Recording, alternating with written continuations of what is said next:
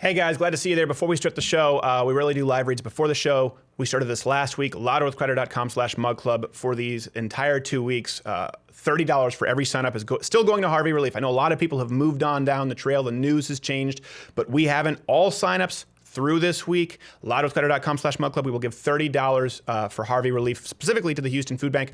And then one of our sponsors, they decided to pitch in, preparewithcrowder.com. We've talked about this for a long time. $99 food kit, emergency food kit, shipped free.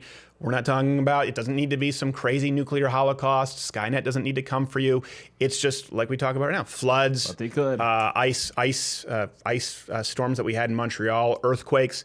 Pays to be prepared. And in this instance, $99 shipped to your door, free 30-day food supply. They will send a week's worth of food to those in need in Houston. So louderwithcrowder.com/mugclub. That's $30 every membership. We'll get you the numbers on all of this once it's all tallied up. Could be next week or the week after. And preparewithcrowder.com. If you were wondering, you were on the fence, right now's a good time to do it because it goes to a really great cause. And on with the show, here's the lead. So, Not Gay Jared thinks that we're taping an It parody with the Bernie Sanders character because he brought that up at the pitch meeting, was really proud of it. I should say, to begin with, Jared is deathly afraid of clowns. So he thinks we're shooting the It parody. What he doesn't know is that when he shows up to shoot, instead, the studio lights will not work, and he will come face to face with his worst fear. It's Thursday. Okay, so text me when Jared gets here. Shit, we can't do it because of this.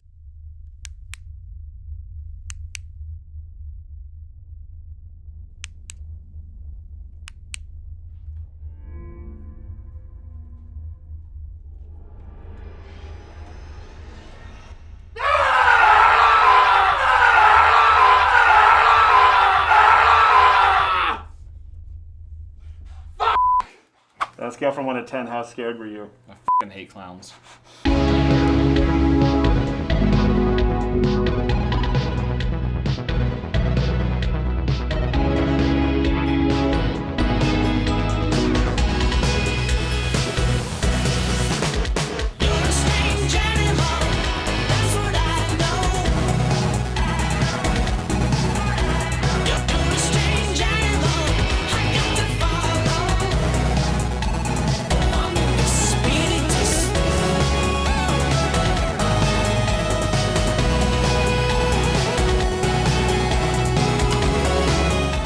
That's called the hashtag Stop Betsy. Because, hey, I think that men who've never committed a crime in their life deserve due process. Nope!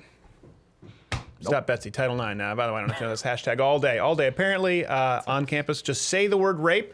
Say just the first and the man's life should be ruined for life. Self-loathing broad. Producing with me in video studio, as always, is Jared, who is not gay. Follow him on Twitter at NotGayJared, me at SCrowder with your thoughts, your comments, your photoshops. I fulfill my legal obligations during conclusions. Are we good? Good enough.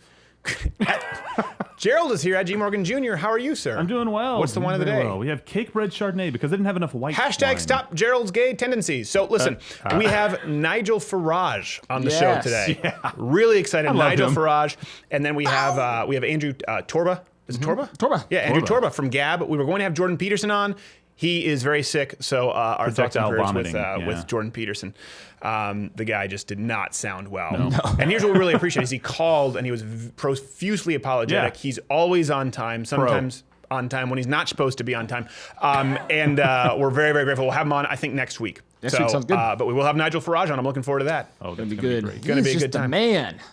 Nigel Farage. I'm a fan. Can you believe the Betsy DeVos thing? It's one of those deals where, you know, I wasn't a huge fan of Betsy DeVos. I didn't think she was the most qualified for the job, but now that people are so, and the left doesn't understand, like right now, you comment below. I want to hear what you think about this. This noted feminist on Twitter, you can tell me what her name was. I can't find the tweet right now. It said, women who have been victims of sexual assault deserve to be heard.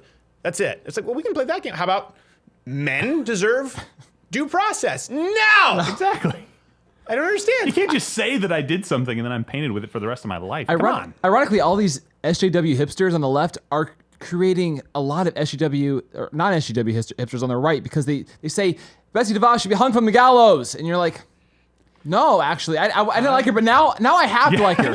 Betsy DeVos 2020. We'll get to the story. This isn't at all in our plans for the show tonight. No. But can you imagine being like Mattress Girl, obviously lacrosse team, Duke lacrosse. UVA. Can you imagine being that guy with Mattress Girl? Yeah. That guy, he never raped her, by the way. Okay, this was actually a turning point on the show where we're all Christian conservatives, but it's like, oh, we don't want to offend people. She was requesting anal sex via text, going all crazy, fatal attraction, boiled pet rabbit on the guy, and when he decided to not engage, she basically decided to accuse him of rape. Can you imagine being that guy, being suspended, not allowed to go to your graduation, and then some harlot walks in and you're like, hey, there's a broad there with a mattress on her back. Oh, that's the girl who was requesting sodomy from me. Oh, she's on television. BYOR, Razor. Oh, my life is ruined. Anyway, hashtag Stop Betsy. Stop Betsy. We'll talk about more. In the news right now, Dennis Rodman Again. now publicly Another claiming person to that, stop. quote, Trump should just let him handle Kim Jong-un. This is actually what he requested. Oh boy. So and for people who don't know, Kim Jong-un and Dennis Rodman they've actually become really close in recent years.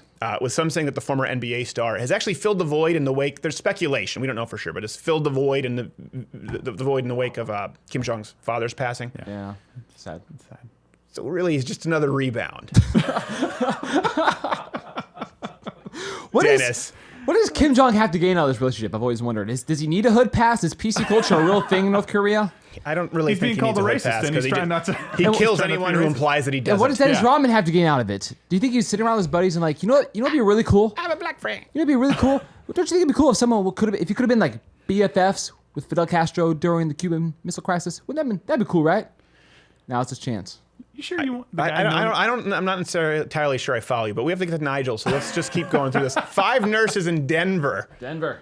Medical Denver. Center have been suspended for ogling a deceased patient's genitals Ogling, and then gossiping about them. That's how they were caught. Ogling a Oogling. deceased patient's genitals and gossiping about how impressive they were. Come on. That's just because of the fluid retention, said every male nurse at the Denver Medical Center. Everyone knows it doubles when you're. That's not indicative. It's not real. It's not a fair comparison. Can't replicate that. In an unfortunate turn of events, actually, Denver Medical Center's chief thoracic surgeon, Jim, fondly known as Dick Little Wallace, committed suicide earlier today. So. These guys are legends. Could you imagine if you only knew you were going to be just a living legend after your death Oh my gosh. for your penis? Well, Yeah, I'd be about it. Unless tying you're it into like balloon animals and Well, stuff. yeah, unless you're like a porn actor, there's not a whole lot of people that are going to see it, most likely. So, hey, Well, I guess someone guys, finally this is did. the way we want to go. All right, By the way, Gerald thinks it's oogle. it is Oogle. No, it's ogle. It's ogle. It's ogle. As It doesn't somebody matter. We from look the in the dictionary. South- This is one of those things we're getting Ogle. mad at. Yeah, Oogle. no, I've heard ogle. It's, yeah. Ogle, maybe, but not oogle. We have a Not- bet. Let us know. That's right, because you search for words with goggle, dummy. Okay. Trevor Noah explained today. This is in the Huffington Post. We Damn didn't you. want to actually show a clip because we've subjected to you enough on the show, but I do think we have just an overlay of the story from HuffPo. Trevor Noah explained today to Seth Meyers why Donald Trump is actually a stand-up comedian. Up next, Trevor Noah explains why Trevor Noah is a comedian. I hate to say this because it is lazy when the left just says no one on the right is funny. I think plenty of people on the left are funny. Sure. Yeah. I saw Jon Stewart stand up long before I ever watched his show. I saw him with the Just for Laughs when I was young as a kid. I got to hang out. I was very fortunate. I got to grow up around these amazing comedians. I actually think Stephen Colbert can be pretty funny. I think John Oliver can be very funny, even though I think he's wrong. Samantha Bee, not amongst them, sorry. But Trevor Noah hasn't. You've never been funny accidentally. Name that movie reference. You can tweet me at S. Crowder. But I have noticed something with late night comedy here, and I just wanted to bring it up before we get to something else. Let's let Seth Meyers see if you can spot it. We are living through a very dark time in America, but there is also an unprecedented opportunity to pull Democrats and liberals together and to stand against the hate and incompetence in Washington. The best way to do this is to get the people who voted for you and the people who voted for Bernie on the same page. This isn't the time to complain because Senator Woodstock didn't roll over for you. Hey, if anything, he helped make you a better candidate. You know, the candidate who beat Donald Trump by 3 million votes. Yeah. Let me ask you. Did that look like a late night comedy show to No. you? And I'm not just saying that because I understand that maybe I don't share the same sense of humor, but they go a very long amount of time for a comedy show without a single joke. None. I tried watching a bunch of late nights the other night just in a series. It was so hard to actually find jokes anywhere in there. It's like they don't write them anymore. And by the way, listen, we're very open about our biases here on this show. We say, listen, this is our point of view, but I actually think that we prioritize comedy and entertainment on this show more than a lot of these late night shows. And they try to act as though they're just going after the comedy. That's what bothers me, is the lying about it. And here's what, I don't think we've ever really done this on this show. Seth Meyers he's speaking directly to Hillary Clinton, advising on how to mobilize the Democratic base. That's the problem. And it's not that these hosts just like happen to be liberals. Like he's had Hillary Clinton on. She's been on Saturday Night Live. His show. It's all the same building. I've been there. I've been to 30 Rock. You have MSNBC on one floor. You have Saturday Night Live on another. You have Seth Meyers on one floor. Fallon you have Jimmy on another. Fallon. Yeah, Hillary Clinton goes there often. She just turns the elevator into a Christmas tree, stops on every floor with fruit baskets, and he's telling her how to win an election. Like it's not like you used to just be able to separate the art from the artist, right? Like Sean Penn. He's a dick. We get it. But he's still one of the greatest actors ever. He's good. You can do that. He's good. And you're a pro comedian, right? So you have a different... I'm an average Joe, and that's not funny. I am his target market, and that's not funny at all. Yeah, I know. But you find children's programs funny. A lot of so people it's not necessarily fair. But the thing is, that was a joke. The issue is I only have so many laughs per show. They mostly go to Not Gay Jared when he poops himself. By the way, he did at the clown prank. For those who are Not Gay Jared, he pushed a little loaf. Maybe a little. I pooped myself just a little bit. It was mostly sweat in my pants. All right. But there's at least 3%. We do have female viewers. Look, we love you. It's okay. No. Just wipe. In fairness, though, a good push-up or pull-up will also do the trick, just because of my condition. It's like a tube of toothpaste. It is. Tube of toothpaste with no slack. He's already been rolled up. He has no colon. For people who are tuning in for the first time to this show, I don't know why you would. Not Gay Jared has no colon. Hashtag save Jared. We deserve to be demonetized. You can show it. You can show them when you have it. He looks like a stripper with a C-section scar. So Seth Meyers, That's really odd. he's a political activist. Who's out there? He's using it's not just that he's an artist. His only form of art right now with Seth Meyers, Trevor Noah, Samantha Bee is using a platform solely for political activism. And it's activism to people who are their buddies. It's not Seth Meyers just saying, hey, gee, I wish this would happen on the left. Or, hey, you know what? I really would like to see this policy. He's literally using his camera to speak directly to politicians with whom he vacations in the Hamptons. Good thing no one's watching. Good thing no one's watching. All right, speaking of which, something else here that we wanted to get to before we bring on Nigel Farage. Yes. Let's go to The View here. Now we're going from nighttime to morning, and let's hear what Joy Behar has to say. See if you can catch it. Is the media supposed to not report on the fact that 95% of what he says is a lie? Well, that's... The problem with that, Joy, is that is you are doing exactly what we're talking about and pushing a false narrative. No, it's not. 95% of what the president says is not a lie. It's from PolitFact, from Politico. No, it's not.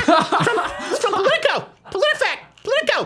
The same thing, right? I saw it on the Twitters. Politico? Huh? Whitehouse.gov. It's on PolitiFact. All right, so to see if this is true, if 95% of what Donald Trump says is patently false, that's a lot. Let's go to our on-the-field fact-check reporter. All right, on-the-field fact-check reporter, is that correct? That 95% of what Donald Trump says is wrong? False. Okay. By a lot, Stephen. Thanks for expanding on it. We appreciate it. Can't afford the most seasoned reporters. So, No. Worth every penny, though. she brings up PolitiFact, right? So we'll focus today on PolitiFact and Snopes, both of them.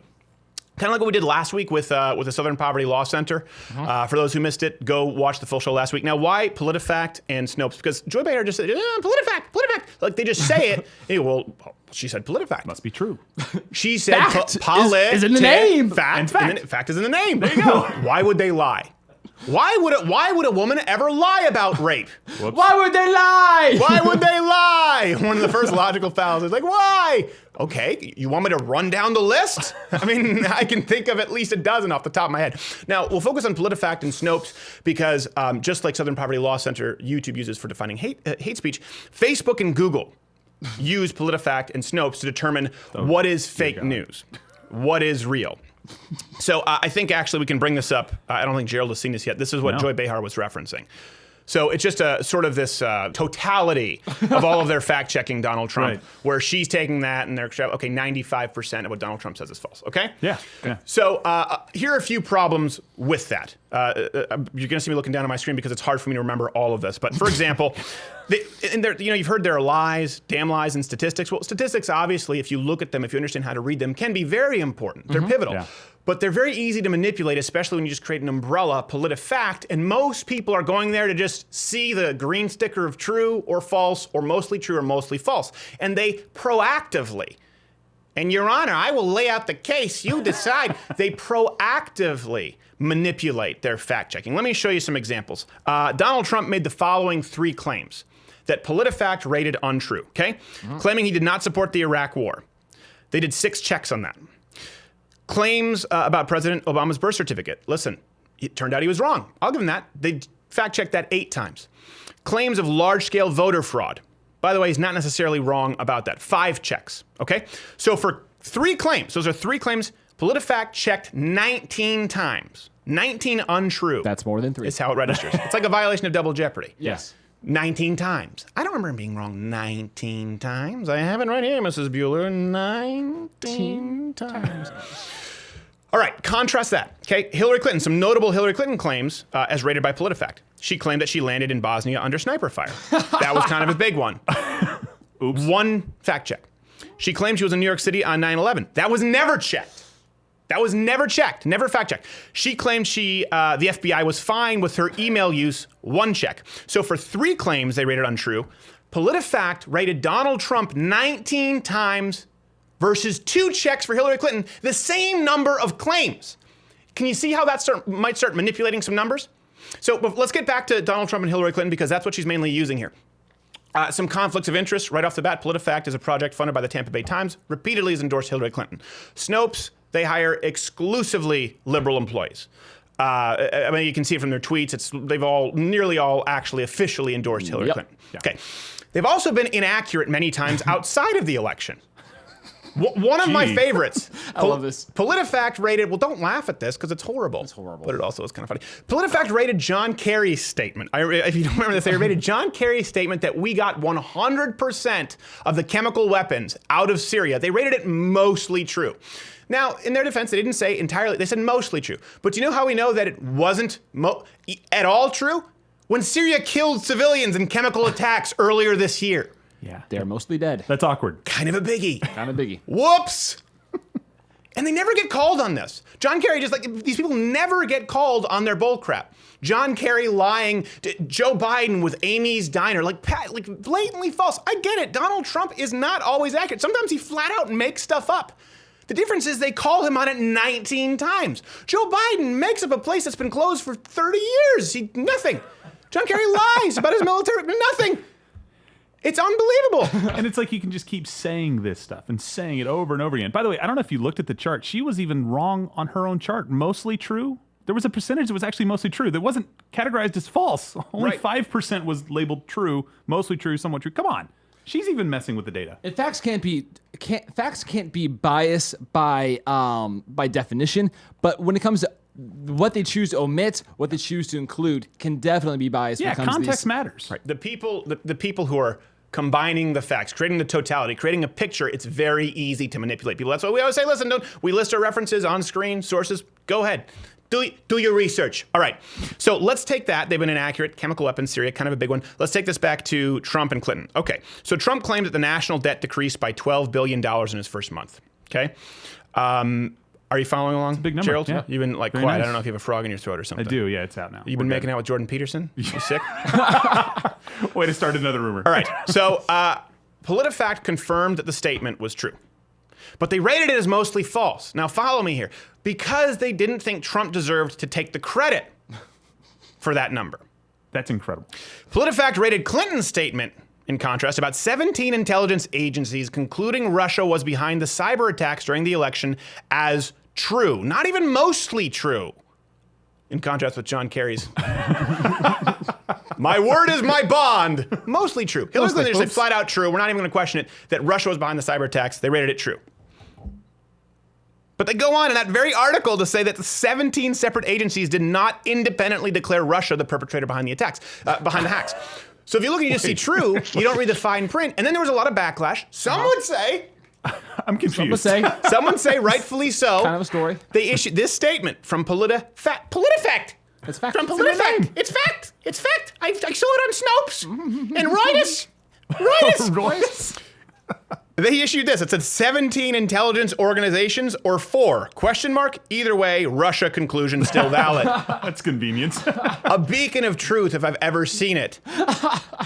By the way, since that statement, seems like they're wrong about that also. When it comes to Russia. Waiting for that amendment. So the point here, if people haven't added this up, is that PolitiFact is they're not fact-checking. They're actually fulfilling the definition of editorialization. So in Trump's case, they thought that he shouldn't take credit for the numbers, which has nothing to do with the claim.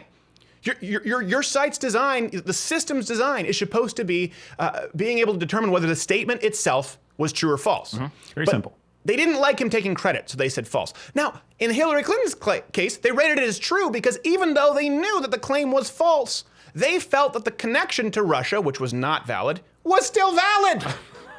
So this is what's important for people to know because, again, when Google, when Facebook, when YouTube, when they're using PolitiFact and Snopes to determine fake news and the Southern Poverty Law Center to determine hate speech, and really if you're Ben Carson is a hate speaker, it's important because these actually serve as foundational institutions in our country that people assume have our best interests at heart, that people assume are being truthful. So when people use the term fake news, and I know it's been diluted, it's lost a lot of meaning, this is what we're talking about. A place called Politifact, blatantly manipulating data, claims, and statistics to try and suit an agenda. So let's go back to see if we've gotten this right with our on-the-field fact-check reporter.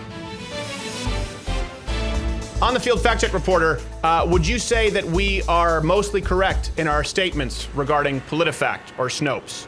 I just died a little on the inside, Stephen. Well, it almost seems as though we should use that retainer for another hire. He's a man of few words. Yeah, he's a man of few words. He's a man of little value, one could almost argue. We have Nigel Farage coming up after the break. Let's get to that. Oh, I'm looking forward to it.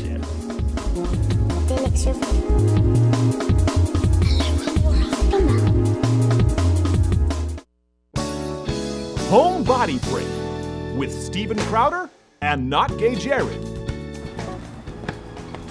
Learning basic automobile maintenance is a very rewarding skill to enjoy on those late summer afternoons, and a great way to save yourself some money. I'm a community college student. Today, we'll be learning how to change your oil. Now that you have the appropriate attire, it's time to, step 1, ensure that you have the proper oil and oil filter. Step 2, use a hefty jack to lift your vehicle a few extra inches off the ground. Step 3, be sure to chalk your wheels, as safety is paramount. If you don't have a professional wheel chalk, any brick or rock will do. We use yoga blocks. Then it's as simple as draining your old oil into a pan, swapping out the filter, and replacing it with plenty of 10W40. Once you're finished, crack open a cold one and reward yourself for the fact that you've learned a new skill and saved yourself some money. No!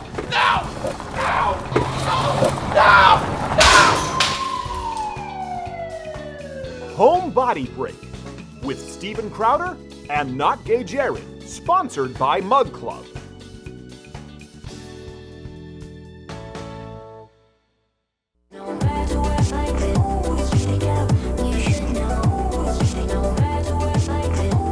All right, I am so glad to have this next guest. Before I bring him on, I need to provide context for some people out there who may not appreciate him. He has a lot of nicknames. The guy is one of the most iconic, probably men of this century politically, and that's why I'm so fascinated. I don't know if people realize it yet. He is the wizard of wit. He's the king of quick comebacks. We know him as the English gangster affectionately here in the show. Absolutely. But you know what? Show people. They can see for themselves. That's a false comparison. I don't think you compare these 800,000 youngsters brought here without any knowledge of their own who are still here. I don't think you can compare them to the migrants who flooded into Europe in 2015. That's a false comparison. I think too harsh. No, it's not. It's not a false comparison because what happens is we're told we have to be compassionate in order, in one case in Europe, to be weak and allow terrorists to come in, and in the case of America, to ride roughshod through sensible immigration rules. Today was a good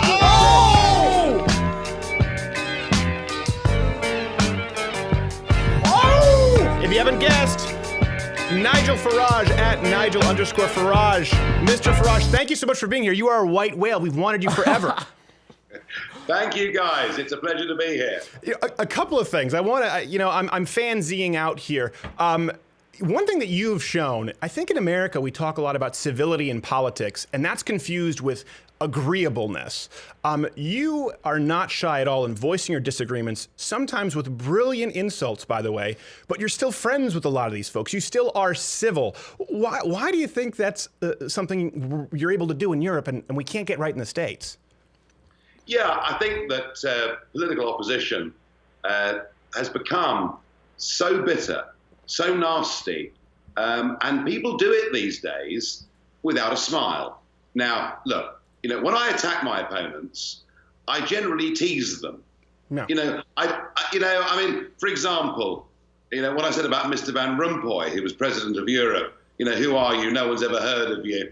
I said, you have the charisma of a damp rag and the appearance of a low-grade bank clerk. So politely, though. I wasn't calling him a mass murderer or a rapist or anything like that. And it's interesting that those that have attacked me in politics tend to have used, real, genuine, horrible abuse. I tease them, I do it with a smile, and I'm nice to them afterwards. And I think that actually is how democratic dialogue should be conducted. Yeah, absolutely. We watched that in the English parliamentary system. I was raised in Canada, half Canadian, so I used to see that at play, and I came to the States and saw how different it was. But it is true. I thought maybe it was changing a little bit because a lot of your political opposition, the left, they use the go-to, racist, right? Mr. Brexit, yeah. Brexit is about racism. Let's use this opportunity to clarify that. This sort of strain of nationalism, as people refer to it, national pride. People assume that's racism. Explain for them, is it based on melanin in skin or ideals integrating with principles and Western civilization? Well, it's to do with actually nationism. Call it nationism, not nationalism. We believe in nation state. That's why there are about 230 of them across the world. Normality is people want to live in nations. And within those nations, there are different tribes, different colors, different religions, but people belong to a bloc and they have a flag and an anthem and a government and they respect it. What is absolutely false in the case of the European project particularly is you say, do you know what? We've been a nation for 1,000 years. Totally independent, not conquered by anybody. Do you know what we're going to do? We're going to give up our rights of self-government, give up our liberty, and hand it over to a bunch of elderly crooks in Brussels who know what they're for. The whole thing's bonkers, isn't it? Which is why I fought so hard against it. Adding the adjectives in the adverbs, elderly. It's just a little bit of snap, little Larry Holmes, the head pops back. All right, so let me ask you this. Speaking of which, I'm sure you follow this. Sadiq Khan, here we go, half headphones there. We can fix them. I like it. Sadiq Khan, GQ just named him Politician of the Year. You've had some words for him. He doesn't agree on the statements you just made. Is that another example of the disconnect between media? Because we know that in the States, but is that happening in the UK and the people? Yeah, the big divide, you can say it's the political class, you can say it's the liberal elite in the media. The really big divide, actually, is between the big capital cities and the rest of the country. And it's exactly the same in Ireland, in the UK, in France, and in many parts of America. There is this kind of big city mindset that just seems to have lost any sense of touch with reality or normality. They haven't got their feet on the ground anymore. That's the real division. And, one of the great skills that someone's got to navigate over the next few years is how we bring the city and the country back together again. Yeah, well, a lot of people understand the history of the United States and the Electoral College for that very reason. You hear the left sort of assault it and try to say, it's to put power back in the hands of slave trade. They don't know what they're talking about. It's because we didn't want just New York and a couple back then it would have been New York and Boston dictating the entire policy range of the country. So here's something I will say, Nigel. I was raised in Canada, okay? So in Quebec specifically, sorry. The thing is, yes, when it comes down to nobody likes the French. The French don't like the French. Once you get down to the French, it's just the French. They like the French Canadians and the French Canadian, the French from France. They just hate each other. It's different sects of French. But there were no conservatives. There were liberals and there were liberal separatists. And there was no Stephen Harper for a big portion of my life. So when I moved to the States, it opened my eyes politically to an entirely different philosophy. And I will say this, Americans, you were a first. That's where, you were this lightning rod because they didn't think anyone like you existed. We were used to the Sadiq Khans. What was that like, being at the center of it, Mr. Brexit? And I don't just say this to blow smoke because I've insulted plenty of guests, as Nake J well knows. We could be interviewing someone as iconic or as impactful as Churchill. The night of Brexit, this is happening. The whole world's watching. You gave your speech at 4 a.m., Yeah. What were you aware of how big that was? To be absolutely honest with you, I've been celebrating so hard for the previous few hours. It's amazing I was able to speak at all. Really. It was just, I can't describe it because I launched on this journey 25 years ago. 25 years ago, I said to everybody around me, there's something fundamentally wrong here. It's got to be fought. I don't see anybody in our current political class who's frankly got the balls to stand up and do this. And I thought, I'm going to have a go. And everybody thought I'd been smoking something funny. I must have gone mad. So for me, after a quarter of a century, I was just an indescribably amazing feeling. And then to see that moment get picked up by so many people who want liberty and freedom and pride in a nation state in America. And for that to help propel the massive upset of Trump winning, I got to tell you, 2016 as a year is going to take some beating. Well, you with the celebrating and then Trump with the winning. It is a nightmare for the left. Okay, so here's something you just brought up that's interesting to me. You have used Europe or sort of its policy shortcomings as a cautionary tale for the United States. You've warned it a lot. You're sort of seen as this oracle. I will say this, that's pretty rare for statesmen, right, to use their country on an international platform and say, hey, listen, this is where we got it wrong. You guys can avoid this. Usually, you kind of Eddie Haskell it. You put on a good front when you go to the UN. You say, we've done everything right. And then behind closed doors, you say, oh, we got to fix this here. What inspired you to do that? And I know you talked about DACA. What are the similarities there? That's your most recent kind of string of appearances. Well, there are two big questions there. Yes, Let's do the small one first. DACA. What the left do is they try to claim the moral high ground. They say, look, we're compassionate, we're nice, we're fluffy, we're lovely. And everything we say is for the good of mankind. And if you dare to criticize this, you're some sort of monstrous beast that belongs back from centuries previously. And this is what they did with the migrant crisis coming across the Mediterranean. And even the fact that these guys in your country were tagged the dreamers. Yeah. Who can be against dreamers? They must all be lovely. Actually, it's been used as a way, of allowing illegal immigration on a massive, massive scale. No, but on the bigger question, what made me post-Brexit come to America? Firstly, I've spent most of my working life before politics. Yeah, I had a proper job once. How about that? I know, yeah, it's a rarity. And I spent much of my working life working for American companies, mostly Chicago-based. So I've been coming to America for 30 years. We almost share a language. The spelling's a bit different. It is.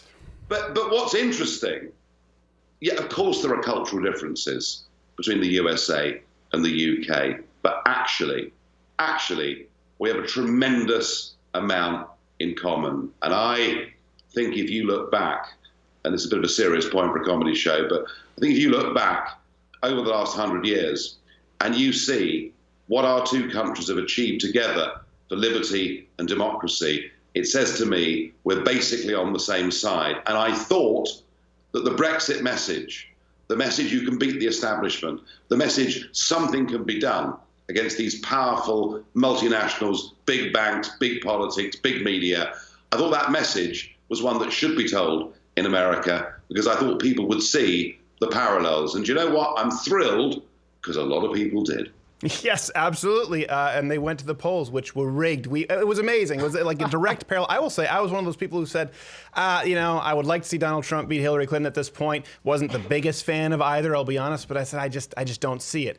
We were wrong. I mean, we were very surprised with Michigan, where we were broadcasting that night, a 7-hour live stream. They came in, and the meltdown was absolutely glorious to watch. It is true. We've been incredible allies, the United States and Great Britain.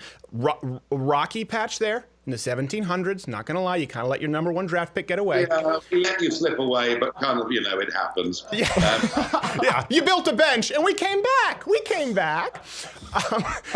But good point that you bring up, that we have so much in common, the United States and England, the UK. But that's what's most at risk of going away if the left has their way, the commonalities that we have had that have made both countries so great. And I wonder if that's an irony that's lost on the left for wanting to find common ground. That common ground goes away if we just go to this sort of multicultural internationalism. Well, I think that Obama, of course, loathed the United Kingdom. But I think both Obama and Hillary think the nation state is some kind of relic. I mean, Hillary, wanted there to be a sort of a common market, a European Union on a big, broader level. So you've really got, on the sort of modern left, the old left used to perhaps believe in high taxation and big trade union powers, but the old left, certainly in my country, were fiercely patriotic.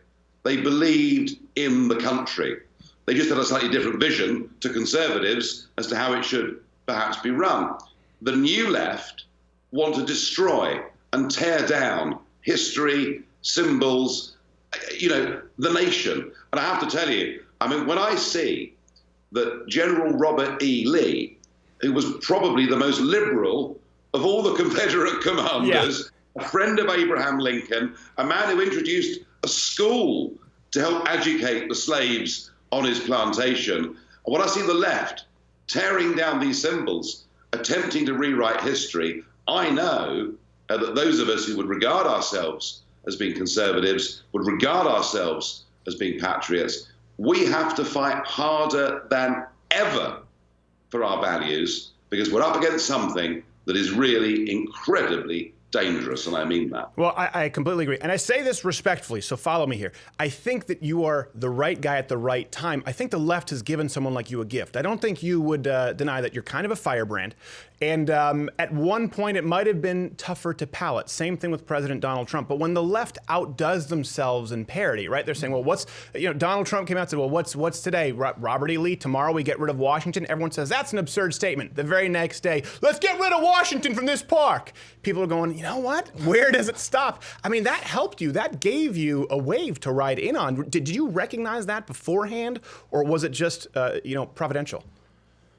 No, I think I believed in what I believed in, but I saw some big mistakes. And I saw Tony Blair, who back in 2004 said to 8 and then 10 former communist countries, we're going to have a complete open border with you. As many of you as want to come can come. I said, whoa, slow down a minute. I wish these former communist countries well, but it led, and I made a big call on that. I put my neck on the line. I was called all the names under the sun for daring to do it, but I was proved right. And I think in the end, you have to make some big calls to beat the establishment and beat these people. And I think probably what the history books will show is that I made some big calls and I got them right. And then people thought, you know what?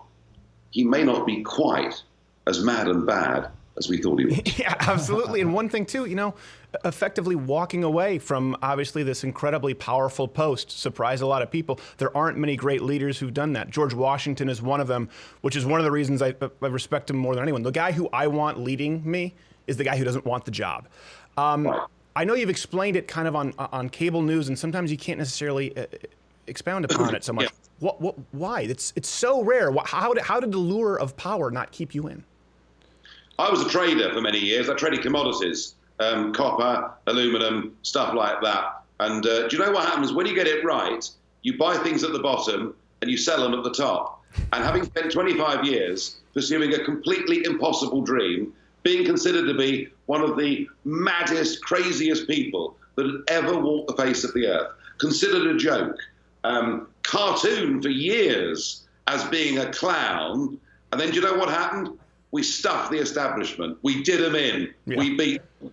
It was a great moment to cash in my chips and say thank you very much. Well, just like Rocky Marciano, the only guy really in modern times I can think of to leave on top. Two things, and then I know you're busy and you have to go do your wonderful show. People can follow you at Nigel_Farage. One, why did you not just say aluminium? You said it the American way. That's fascinating. Because I'm pandering to your audience. I'm pandering, you twits! All right, and then finally, well, hopefully we'll have him back. I don't know after this. Jean-Claude Juncker, obviously one of the most powerful men in the EU. I don't think you two could be more polar opposites on policy. Apparently, you two get along well enough. Again, this goes back ending on civility. How does that work? How do you not just wring his neck? Well, it's tempting sometimes, I must admit. You know, Juncker and I have a totally different vision. But I understand his view. I think it's a misinterpretation of history, but he holds it powerfully, and he is a witty, amusing human being.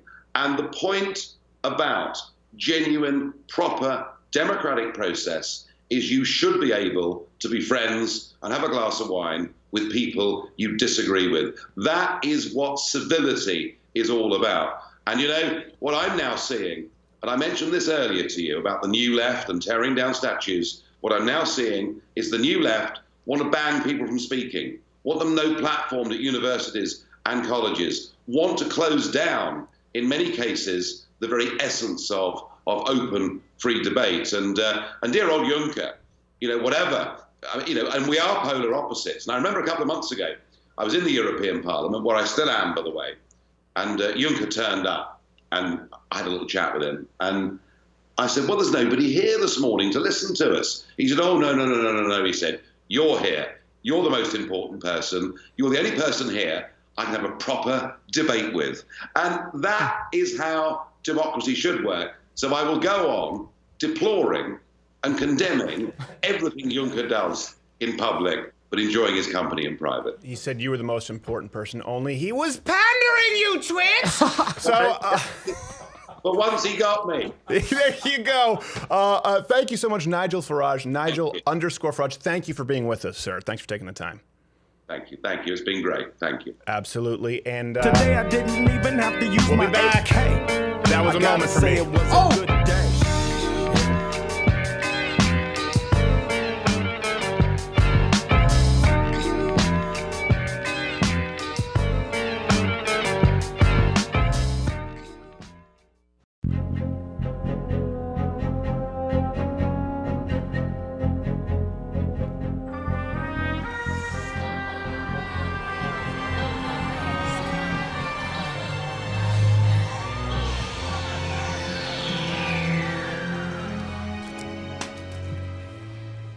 Be a f***ing uncle. Private Sullivan! Fallout shelter now! It's even worse than I'd anticipated, Private. The feminism virus has plagued half the globe. Sir, yes, sir. Thank goodness. I believe we could write it out. It was 30-day food supply from preparewithcreditor.com, sir. You talking about that incredibly affordable 30-day emergency food supply kit from preparewithcreditor.com, $99 ship free? That's the one, sir. Good. I believe we can ride this out. The key to defeating the feminism virus is to let their blood sugar drop to 0. At that point, they'll be too frail to fight and too emotional to think logically. Then we strike. Sir, yes, sir. It's incredibly sexist, sir. What the hell did you just say to me, Private? Great idea, sir. You haven't been, watching any Young Turks lately, have you, Sullivan? Sir, no, sir. Attending any women's marches? Sir, no, sir. Private Sullivan, what's the average horsepower on a 1969 Shelby GT? 355, sir, approximately. Who's your favorite hockey player, Private Sullivan? Critter all time. All time, you ungrateful son of a bitch! Sorry, hell, sir! Private, what's the capital of Vermont? Montpelier! And what's the average female salary in comparison to a male's? Meryl Streep says it's 77 cents on the dollar, sir! I knew it, you infected son of a bitch! Oh,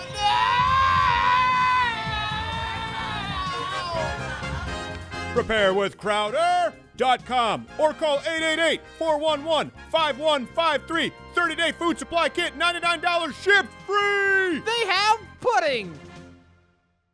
That explains the trouble that I'm always in.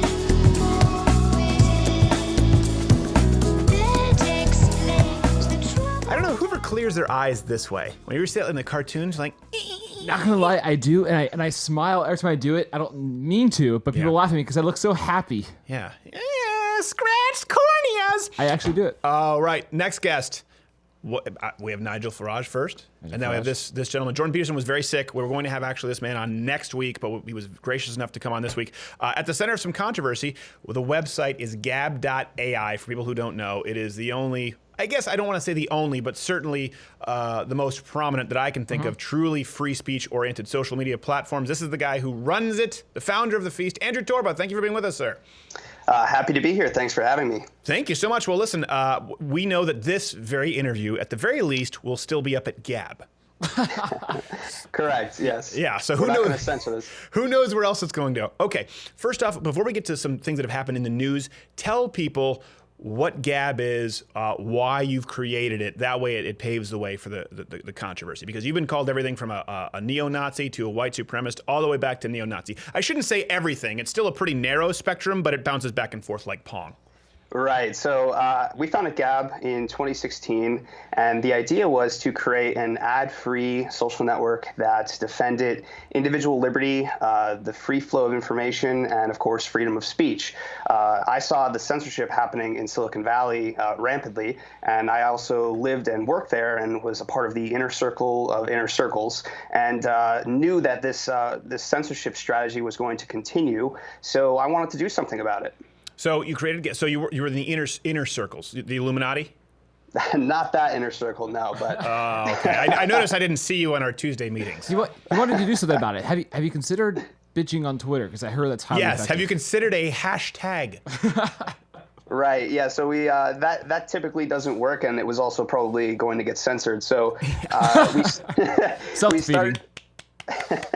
So we started this social network, and we actually have one of the most diverse startup teams that at least I've ever seen. So we have myself, my co-founder Ekram, who's our lead engineer. He's actually a Muslim Turkish Kurd. And then we have our chief operating officer, Utev, who is an Indian and a practicing Hindu. So it's very difficult to paint us as Keep your eyes on those two. You might have to separate them. It's interesting that we're getting painted as a white supremacist website when we have a very diverse team that's from different backgrounds, different religions, that are coming together and saying, listen, we believe in the free flow of information, the free and open web, and the ability for everybody to speak freely. And that's been our mission has been consistent from day one on that fact.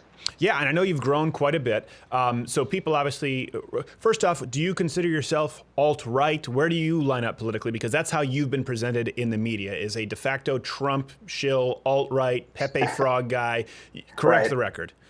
Yeah, so we could correct the record on that. I'm not alt-right. I'm not any, I guess, traditional label. I consider myself to be a classical liberal.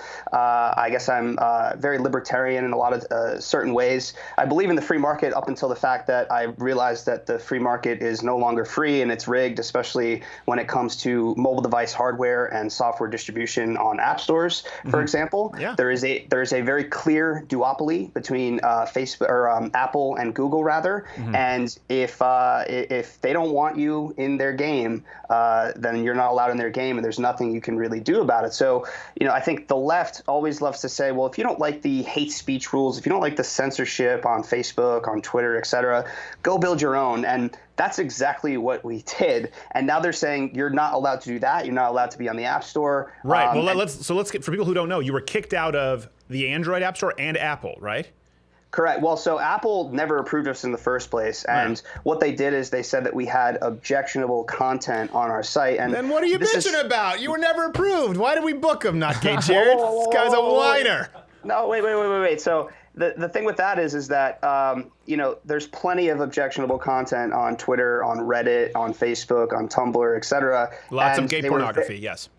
Yeah, so they use these very subjective, ambiguous terms of service to selectively enforce their guidelines. And that's a big problem because everybody in Silicon Valley, San Francisco is one of the most liberally biased cities in the world.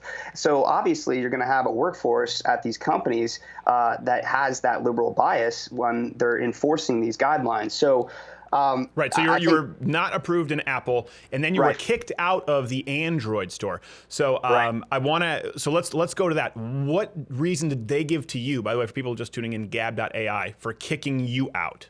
So they said that we were breaking their hate speech policies.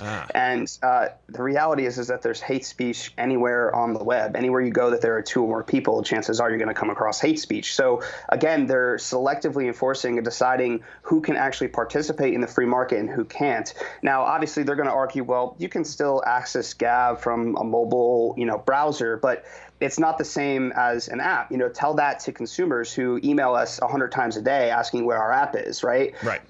That's a real problem for distribution. It's harmed our business, and it's anti-competitive, antitrust behavior. So that's key, because I hate to keep interjecting, but it's key because I can see people making comments, and most people are making the wrong comments. They don't understand what the First Amendment is. They don't understand what's protected. Right. And what you were talking about here is something that is anti-competitive. It is potentially a violation. We're not lawyers. We're not saying it is. We're not declaring it is. But we're talking about antitrust laws. That's your issue. Right.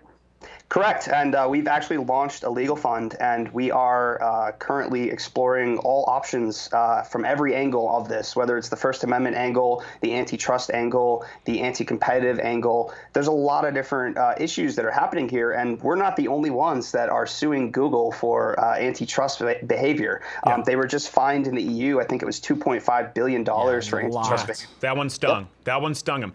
Okay, so speaking of which, we have the Google store we're talking about. Now, what happened with the hosting right now?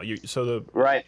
Yeah, explain that. Yeah, this is unprecedented, and this really worries me about the future of the free and open web. So we had our domain registrar contact us earlier this week, and they said that we needed to remove an individual post from an individual user that happened to be a meme that was breaking our guidelines. So our guidelines are pretty clear, right? We allow free speech within the lawful limitations, and we have some simple guidelines around tagging stuff that probably shouldn't be viewed at work as not safe for work. Right. So things like porn and obscene content. And I reviewed the post, and the post was indeed breaking our guidelines. It wasn't something I was going to ban the person for. It wasn't something I was going to make a big deal out of, but it did need to be tagged as not safe for work. So it was technically in violation of our guidelines. But it wasn't something that I would expect a registrar who threaten us to literally remove and seize our domain if we don't censor this post from this individual user within 48 hours. Yeah. That type of demand is really unprecedented. I've never heard of anything like this. Now, obviously, if it was something illegal, if it was breaking the law, that would be understandable. If it was a copyright claim, all of these things are very common sense and understandable. But this was I don't want to say common sense, because I think especially if you look at your rules, they follow the law. So copyright, you guys follow. Actual recruiting for ISIS or something wouldn't be allowed. Correct. Calls to violence, and of course, if something can be proven as libel and slander, that is not allowed either. Which, by the way, ironically, is allowed on Twitter. You can find fake memes of me with swastikas tattooed to my neck saying "gas the Jews." I said, "Hey, this is actually a lie." Or like, it's not a violation. So I want to be clear. People will say common sense, but you guys are very clear in outlining it. And I think when I know you're not, but some alt-right media covers it, they need to zone in on that, man, because that is so important. You guys do have parameters, and it's not a moving target, and that's what's different. Well, and that's the thing, too, is we actually cite individual Supreme Court precedent in our guidelines as well. Like, we are using the First Amendment and rulings on the First Amendment to shape and form our guidelines. And obviously, we don't want to allow any illegal activity. Like, we want free and open discourse, because when you allow free and open discourse in the exchange of ideas, it helps to actually prevent that illegal activity from happening. Because when people can't express themselves, when people are being shut up across the internet, when people are being no platformed off the internet now and unpersoned off the internet now, they're more likely to get down that road of violence and other illegal activity and go to the dark web where there is more illegal activity. So by allowing, free speech and free expression and the ability to exchange all ideas and ideologies, no matter how much they trigger certain people, that is something that is the better route, in my opinion, than violence or illegal activity. It's funny that you use the word trigger because, ironically, the word trigger has become a trigger. They hear the word trigger, like, don't read. Now, here's the problem, too, is having a good friend, who works in psychiatry. Trigger is an actual medical term. Someone with PTSD, that can trigger it. And I'm like, well, listen, let's not lump that in. Some guy coming back who's having flashbacks to Nam where his friend got his nards blown off. Like, trigger is a legitimate term. It might trigger a flashback. You're just a pussy who goes to a state college. So we were talking about this right during the break. YouTube has restricted mode. Now, we have been working with YouTube. I will say they've been very gracious. They've helped with some issues. But the issue that we keep running into is restricted mode. Not Gay Jared knows this. We have 640-something videos. And they reached out and said, well, okay, well, which videos do you think are unfairly restricted? I said, well, only like 19 are not restricted. So every conservative video, I said, but here are some examples. Jordan Peterson literally sitting down and just conducting a personality test. Me doing a long-form interview with Dennis Prager, asking about human nature. Are humans by nature good or are they sinful? This is an observant Jew. What else do we have in there? Yeah, philosophy. I mean, these are issues where these people wouldn't be on the show if it was even profane, at that point. And they just responded, thank you, this is helpful. Nothing else. So that's the issue. It's a moving target. And businesses have the right to do what they want, obviously, but they don't have the right to lie about it. And that's the issue that I see coming up a lot. And, I see you guys gaining some steam. So we have to get going pretty soon. But what's next for Gab.ai, again, for people who are looking, Gab.ai? Right. So right now, the internet is completely centralized and controlled by no more than a handful of people. There are gatekeepers at the hosting level, the DDoS protection level, payment processing, as we've learned this week, domain registrars. So if we have to, we are going to rebuild all of that. We will rebuild the internet from the ground up to be pro-free speech and then decentralize the control over it with things like blockchain technology, for example. We're going to be launching our own ICO and minting our own utility token so that our users can actually exchange value back and forth with one another on the site. So that is really the next level for us, is getting decentralized and getting built on top of the blockchain technology so that we don't have to worry. We could censorship-proof the internet and defend and protect free speech and the open web. Absolutely, and just so funny, just like Nigel was just talking about, who could be against dreamers? Who could? All these big giant corporations, the people who protect their monopolies, they were all supporters of net neutrality. Who could be against neutrality? Let's make sure we get our foot in the door. Well, here's the thing about net neutrality is what is the purpose of net neutrality? Like that's a problem in and of itself. Right. But I don't know how they're virtue signaling about this. Meanwhile, the internet is in the control of those 5 different services that I just mentioned. So those gatekeepers decide, guess what? You're not allowed to have your domain, or you're not allowed to host, or you're not allowed to payment process. Right. How do you operate? You can't. It's impossible. Right, and they're bitching about ISPs. It's kind of like when John Oliver went after Sinclair. He's like, Sinclair is one of the biggest broadcasting groups. They could have a monopoly. It's like, your parent company, Time Warner, is merging with AT&T, you arrogant English ass. All right.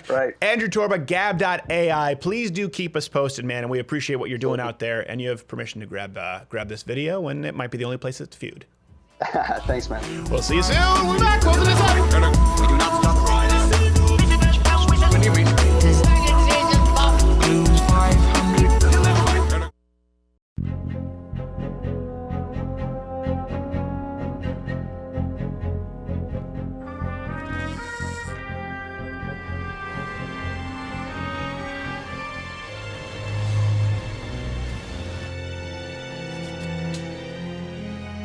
Oh my God.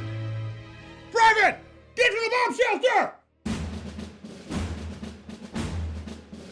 I always knew this day would come, Sullivan. Sir, yes, sir. Thank God we prepared with preparewithcrowder.com. Sir, yes, sir. We have a full 30-day food supply, sir. $99, shipped free. I know that. I'm a general. Don't you think I know that? Of course, sir. You invented preparewithcrowder.com, sir. That's right, Sullivan. I invented preparewithcrowder.com. Let's go through the checklist. 4 30-day food supply emergency kits from preparewithcrowder.com. Sir, check. 1, 2, 3, 4, check. 1 generator. Check, sir. Lady magazines. Sir, yes, sir. Toilet paper, Sullivan. Toilet paper. Sir, I I used the last of the supply last week. Forgot to restock, sir. You what? General, sir. You know I have IBS. Oh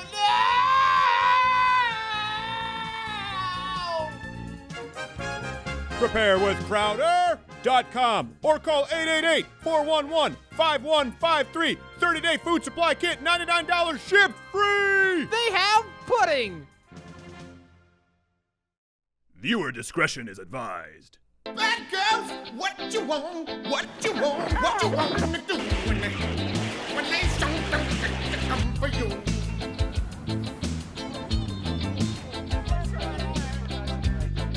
Bad girls, what you gonna do? What you gonna do when they come for you? Bad girls, what you gonna do? What you gonna do when they come for you? Feminist Cops is filmed on location with the brave, strong women of law enforcement. All suspects are innocent until proven guilty in a court of law. So 9 times out of 10, if someone's acting suspicious, they're probably... Sir? I need to ask you to pick up that bottle. Well, that bottle over there? Why don't you pick yourself up? Come over here, girl. No, just pick up the bottle. No, just... Why don't you come over here? Over here, girl. Get your fine ass over here. No, just... Can you pick up the bottle, please?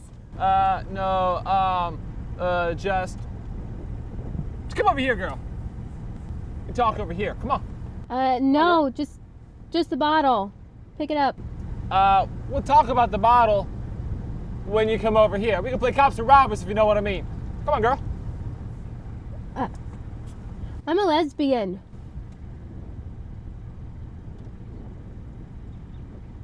Bad girls, what you gonna do?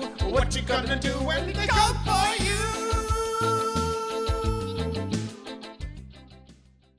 All back, no worries. Get the ball back, no worries. Get the ball back, no worries. Get the ball back, no worries. Compared, no worries. Compared, no worries. Compared, no worries. Just do it because Not Gay Jared can't. Thank you so much, Andrew, Nigel Farage. I think we'll have him back on the show. Yes, I hope His so. his press secretary, I don't know what you call him, whoever it is, said enjoyed the show. Enjoyed it very much. He seemed like he had a good time. People seem surprised. Are you is this just going to be you doing an impression of Nigel? No, listen. We get the guests. Just check PolitFact. Check it. Says on PolitFact. It's politics. In fact, it says fact. Gosh, Joy Behar, I've talked about this before. There are people with whom you disagree, and I understand it. She's so mind-numbingly stupid. Like, I've seen people sit across the table from her, and they're not even having the same conversation. She's insufferable. She'll be like, well, hold on a second. Actually, that claim is... I could sit there, and everything we talked about today, I could sit there and say, well, actually, that claim was kind of incorrect because they took the same 3 claims of Donald Trump, fact-checked them 19 times versus 3 claims from Hillary Clinton. They only fact-checked them twice. But PolitiFact! It says fact! It's in the name! Yeah, I know, but I'm trying to... I'll tell you what, Late Night was so bad this week, I watched it, and it was one of those things where, when something so bad, you have to wonder, was it ever good? That's kind of like, I had that with Mike Myers and the Love Guru. And it was so bad, I didn't even want to go back and watch Austin Powers. Because I was going, oh no. It's like Ninja Turtles 2. Like you just wish you would have left it there. Yeah. Something that, in just going through this show that I wanted to talk about, I think the greatest lie that we've ever been told, I guess, as a society, period, but particularly as it comes from the left, the entertainment industry, because we've been talking about that quite a bit, the entertainment industry, sort of the media complex. This lie is just to be yourself.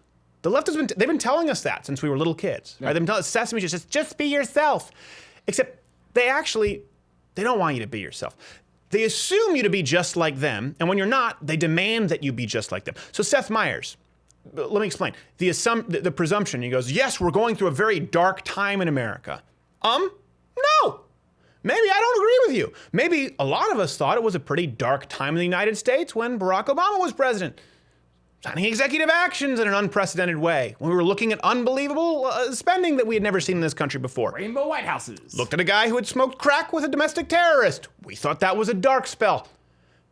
So they assume Assume that you agree with them. And then if you don't agree with them, they demand that you be like them. So it's just like Google and Apple pulling Gab. Why for not? Here's what's so crazy about that story. We've gotten to the point from the left where, be yourself. We're not only so far from that, but they're pulling a platform from the Google and App Store for not censoring other people. It's no longer for something you've done. It's you haven't effectively enforced our opinions enough on somebody else on your site. Therefore, we're going to punish you. Even their fact checking. They'll find a way to falsely label a conservative 3 times the amount that of a liberal for the same number of claims. Be yourself. Okay, well, you know what? I think that if we look, well, that's false 19 times. She said she was in New York at 9/11. We're just, you're 19 times more wrong. 19 times more wrong is more than not 19 times. But that's because you didn't fact. She said she was there at 9/11. Tomato corruption. School right now across the country, and I get because we get a lot of emails from college kids. Diversity charlatans. You see this with the protests. They're telling everyone just be yourself. Be yourself. You just listen. You will find that if you are just true to yourself, true to what you believe, that great things will then #stop Betsy. And if you bring up, well, how about due process? They expel you or call you a sexist or racist. Just black people, they haven't had their voice heard. They haven't, because of systemic, they haven't had their voice heard enough. The black conservative speaks up, they're an Uncle Tom. It's not, and I want to clarify here, it's not about hypocrisy, because we hear that a lot from the right where they just go, it's hypocritical, and then, this is kind of the conservative If it weren't for double standards, they wouldn't have any standards. Yeah. If it weren't for double standards, I'd be out of a job. So this is not about hypocrisy. Everyone's a hypocrite. As a matter of fact, I think it's far easier to point out conservatives as moral hypocrites. It's like pointing to someone who missed their high jump when you're eating popcorn in the stands. I get it. Having any standards is going to open you up to a level of hypocrisy that just can't be understood by someone with no standards, okay? So it's not just about hypocrisy. It's about a systematic lie that the left has perpetrated on the American public since we were toddlers watching Sesame Street. And the most important thing is they had no intention of fulfilling. This is not a lie where they've gotten off the beam, where they've lost themselves. You lost yourself. No, that's not what's happened. The left never wanted you to be yourself. Why are you going left and right? Because I'm trying to make a point here, dummy. I don't like labels. Shut up. Okay, they've always wanted you to be a part of their blob-like mass of people. And if you're not, they'll destroy you. And the only way the left can destroy you, the be yourself crowd, is with their numbers. The left is the political ideology of cowards who travel with their chain gangs because it makes them feel tough. And ironically, on the flip side, look at Gab, look at Nigel Farage, look at people like, take your pick. Take not gay Jared. He's a guy who breaks some molds. You can take Nigel, you can take Donald Trump, whether you agree with him or not. Those on the right, the greatest strength that conservatives have is that of people being themselves. It's the only way our ideology works. It's why we have an unbelievably intellectually diverse audience. Mm-hmm. Just look at the comment section. You know what I'd love to see in the comment section below, whether you're on CRTV, Mug Club member, or YouTube. What do you consider yourself? Libertarian, conservative, populist, alt-right, independent? Let us know. We've been at events where most people that came up to us wanting signed T-shirts or wanting a picture were people that left would consider a marginalized group. Yes. Yeah. Very consistently. As a matter of fact, I will say because they tend to be the most ardent fans. Yeah. Because they're probably the most marginalized group, ironically, by the left. Mm-hmm. Because they have no friends on the left because they haven't fallen into the be yourself, but just be yourself within. But don't be beyond. Yourself needs to be in our box. Sally, just be yourself. Sally, be happy over the penis. Yes, yes. So it's why it is our greatest strength on the right. It's why we have an unbelievably intellectually diverse group of fans who they all of us. Listen, they hone and sharpen each other. You hone and sharpen us. I want you to be yourself. I want you to question me. I certainly want you to question anything not gay. Jared says, I want you to choose your own path, unlike the left. Because unlike the left that operates as a gang, I know that when you are your true self, when you actually go out and be yourself, when you pave your own path, that's how greatness occurs. And that's the fundamental difference in the worldview, because unlike the left, who, when and if you become successful, they're right there to yank you right back down. Be yourself with the rest of us. I want you to be as unique, as honest, and successful as possible. I want you to be yourself so that you can be great, because you know what? Ironically, I understand that when one individual is great, we all benefit. Hey, doesn't take a village, takes a few great people. Let's undergird them. Go forward this week, be yourself, and be great. See you next week.